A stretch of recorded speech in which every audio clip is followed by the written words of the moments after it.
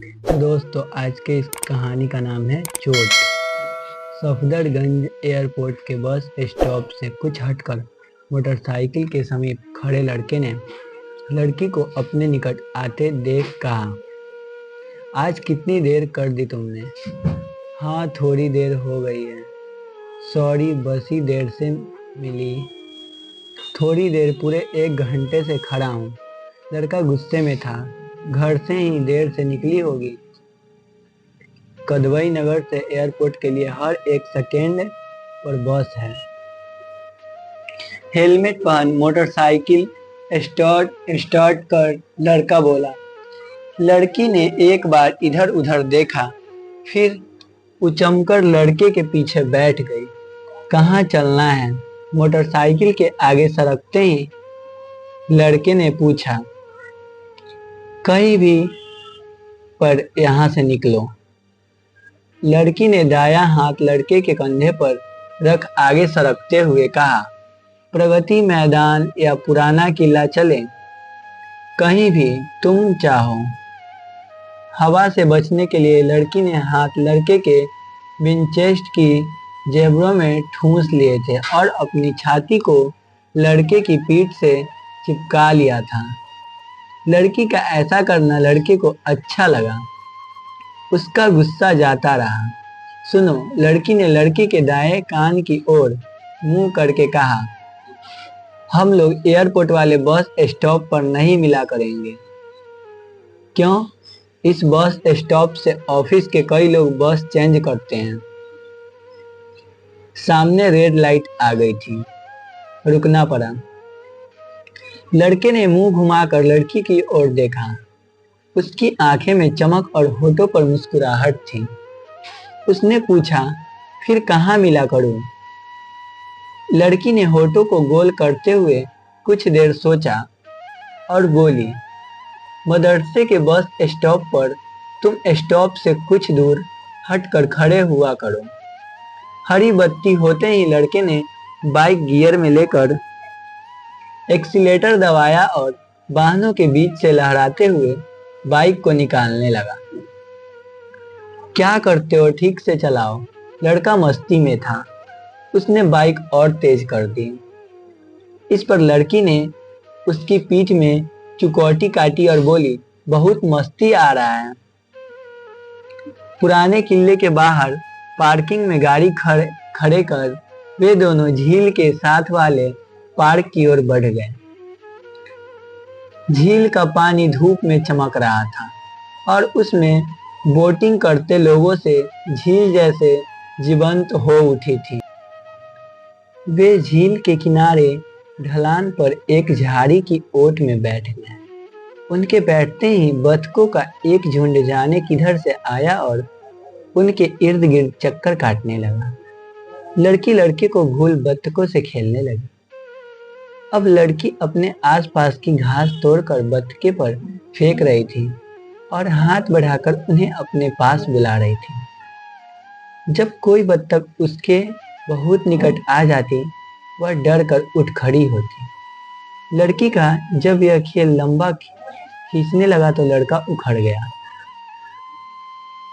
छोड़ो भी अब।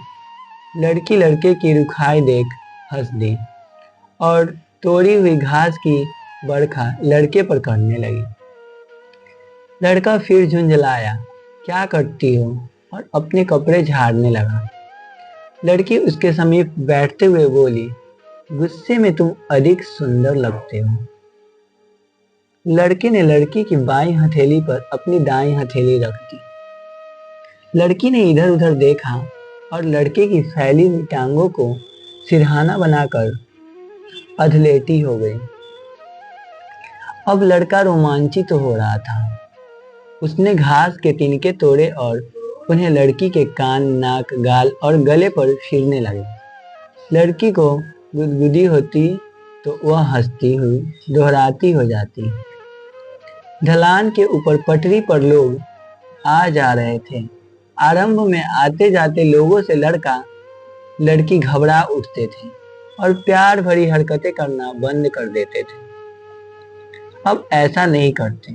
बस लड़की चैकतरा रहती। कहीं आते जाते लोगों में कोई परिचित चेहरा न निकल आए।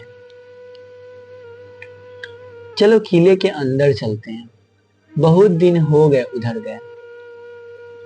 लड़के ने एकाएक कहा। लड़की समझ गई। लड़के का आशय एकांत वह भी चाहती थी। वह तुरंत खड़ी हो गई, किले के अंदर अपनी पुरानी जगह पर बैठ गया। एक टूटी दीवार से पीठ टिकाकर उनकी आंखों के ठीक सामने एक लंबा लॉन था, जिसकी मखमल सी घास धूप में चमक रही थी। एक मालगाड़ी धीमी गति से निजामुद्दीन की ओर से आ रही थी। तिलक ब्रिज की ओर लड़की ने कुछ देर गाड़ी के डिब्बे गिनने की कोशिश की, किंतु असफल रही। तुमने बताया नहीं आज तुम देर से आई क्यों? लड़के ने लड़की की गोद में सिर छिपाते हुए पूछा। लड़की ने झूंझकर लड़के का माथा चूमा और बोली, बस यूं ही देर हो गई। दरअसल क्या?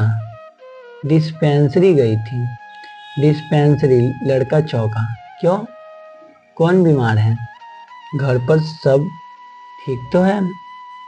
लड़के ने एक साथ कई सवाल कर डाले।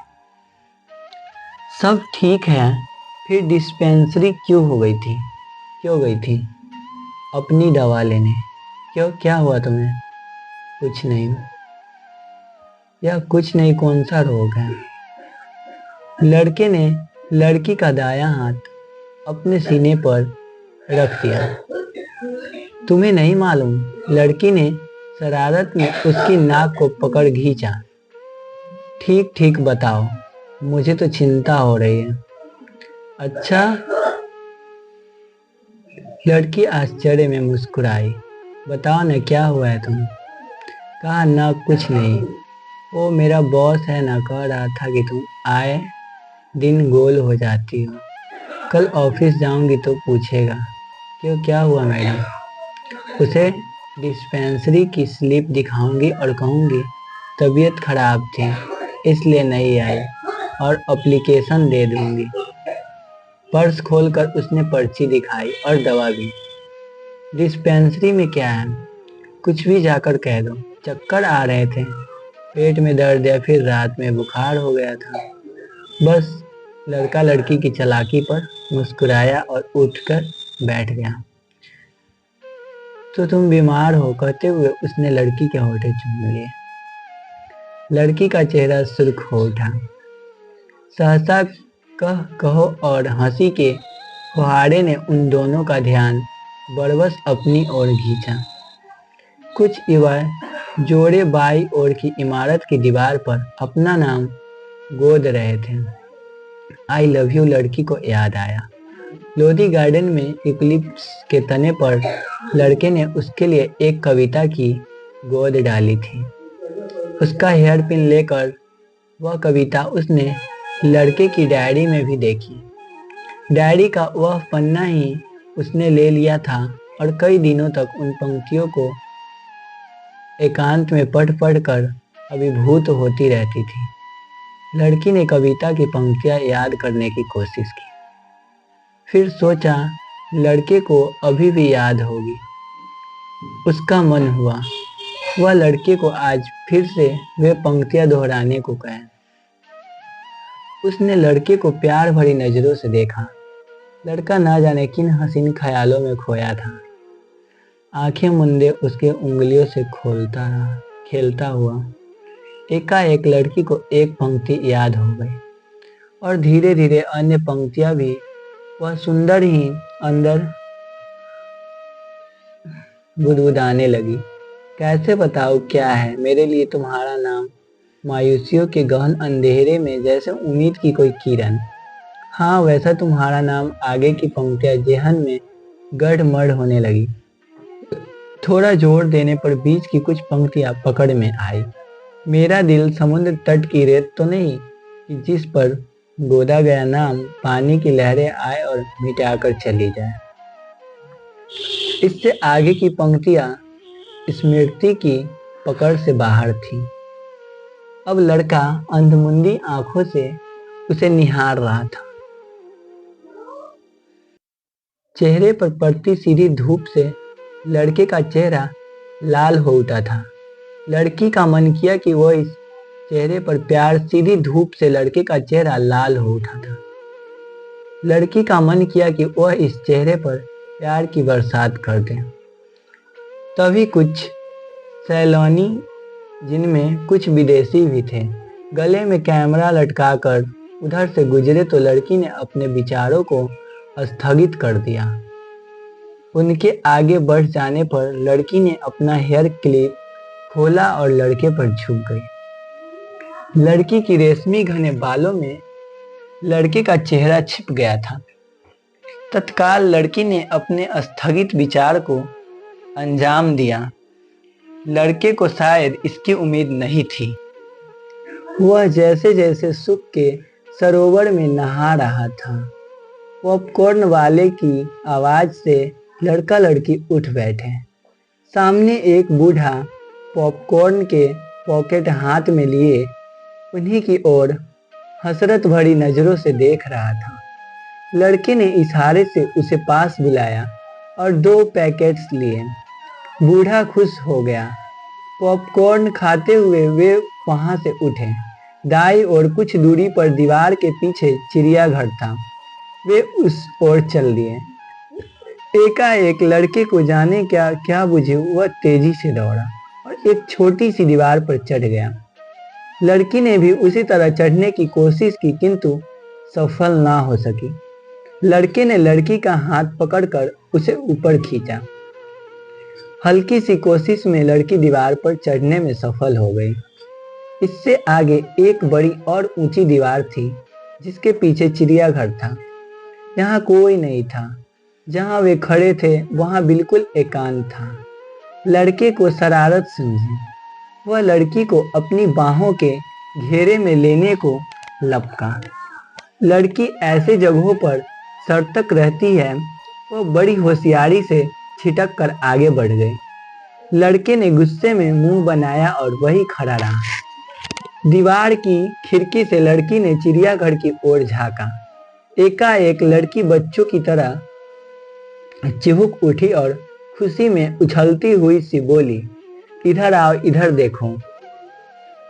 वो देखो। लड़की के चेहरे पर अपार खुशी और उसके चहकने की ढंग को देखकर बड़ा दंग। लड़की बार बार उचक उचक कर खिड़की के बाहर देखती और हाथ से ठीक खिड़की के नीचे की ओर संकेत करती। लड़के ने आगे बढ़कर नीचे झांका। वहां कोई नव विवाहित जोड़ा चिड़ियाघर के लॉन में दीवार के पास टहल रहा था। हाथों में हाथ थामे लड़की लाल गोटे वाली साड़ी पहनी थी। उसकी गोरी गोरी कलाई में गुलाबी और सफेद रंग का चूड़ा चमक रहा था। हथेली पर खूबसूरत मेहंदी रचाए लड़की बहुत सुंदर लग रही थी। देखो, इन्होंने शादी कर ली, लड़की ने चहकते हुए कहा। आखिर उसने प्रेमिका को पत्नी बना लिया। इस जोड़े को लड़का लड़की पिछले 2 सालों से देखते आ रहे थे। कभी कुतुब पर, कभी इंडिया गेट पर, कभी लोधी गार्डन, कभी मदरसा, कभी प्रति मैदान, कभी तालकटोरा, तो कभी यही पुराने किले के। शादी के बाद ये लोग कितने अच्छे लग रहे हैं।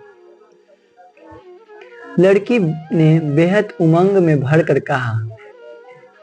छन्नांश वह भी खूबसूरत सपने में खो गई।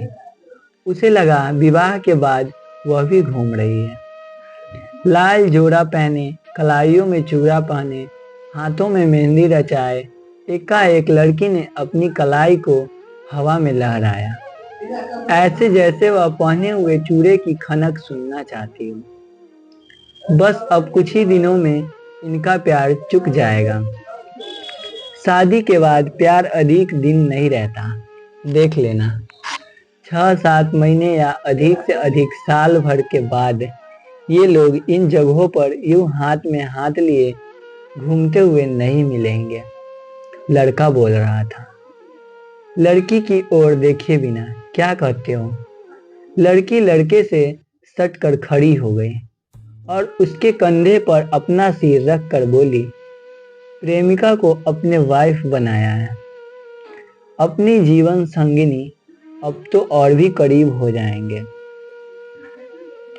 सही सुख दुख इकट्ठा फेस करेंगे। वाइफ बनकर यह लड़की प्रेम को लड़के की लाइफ में और प्रगाढ़ और सच्चा और उस्वान बना देगी। लड़की की उमंग और उत्साह दोनों देखने योग्य थे। उसकी आंखों में एक सपना झिलमिला रहा था, एक हसीन और खूबसूरत सपना नहीं। तुम्हारा ऐसा सोचना गलत है। प्रेमिका जब पत्नी बनती है तो प्यार के सारे समीकरण ही बदल जाते हैं।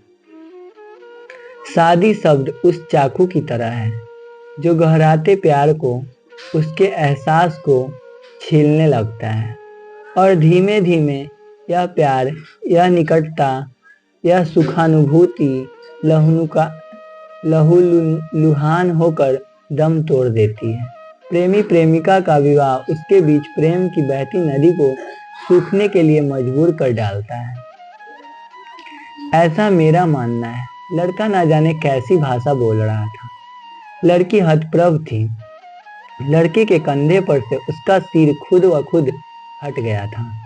लड़की को लगा जैसे अकस्मात उसके भीतर कुछ दरक गया है। वे आवाज उमंगित, उत्साहित, चहकता, खिलखिला उसका चेहरा एकाएक निस्तेज हो उठा। लड़की को वहां अधिक देर खड़ा होना तकलीफदेह महसूस होने लगा। वह पीछे मुड़कर लौटने लगी। दीवार से कूदने की कोशिश में वह गिर पड़ी और बायां घुटना पकड़ वह जमीन पर बैठ गई। दर्द से उसकी आंखें छलछला आई थी। वह निचले होठों के उसने दांतों तले दबा रखा था। लड़का फुर्ती से आगे बढ़कर उसके पास बैठ गया और उसका घुटना सहलाने लगा। फिर उसने अपने कंधे का सहारा देकर लड़की को ऊपर उठाया और चलने के लिए कहा। लड़की कुछ देर उसका सहारा लेकर लंगड़ाती हुई सी चली, फिर सहारा छोड़ अपने आप चलने लगी। गुमसुम सी लड़की को लगा जैसे अंदर बेहद कुछ टूट गया है। वह सोचने लगी, क्या वह बहुत ऊंचा उड़ रही थी कि उसे जमीन दिखाना जरूरी था। लड़की सोच रही थी, लड़के ने उसके घुटने की चोट तो देखी, पर क्या वह उस चोट को भी देख पाया है जो अभी अभी उसके भीतर लगी है। दोपहर अपनी ढलान पर थी और पेड़ों दीवारों के साए लंबे होते जा रहे थे। पुराने किलों से बाहर निकलते समय लड़की बेहद चुप थी। लड़के ने एक दो बार रास्ते में उसे छेड़ने की कोशिश की, लेकिन लड़की ने कोई उत्साह नहीं दिखाया। वह जल्द से जल्द घर लौट जाना चाहती थी। मोटरसाइकिल पर बैठते हुए लड़के ने कहा, तुम्हें चोट लगी है, चलो तुम्हारे घर तक छोड़ देता हूँ। नहीं, मदरसा छोड़ दो, वहां से बस में ही जाऊंगी। लड़की का स्वर कुछ इस प्रकार था कि लड़का आगे कुछ न बोल सका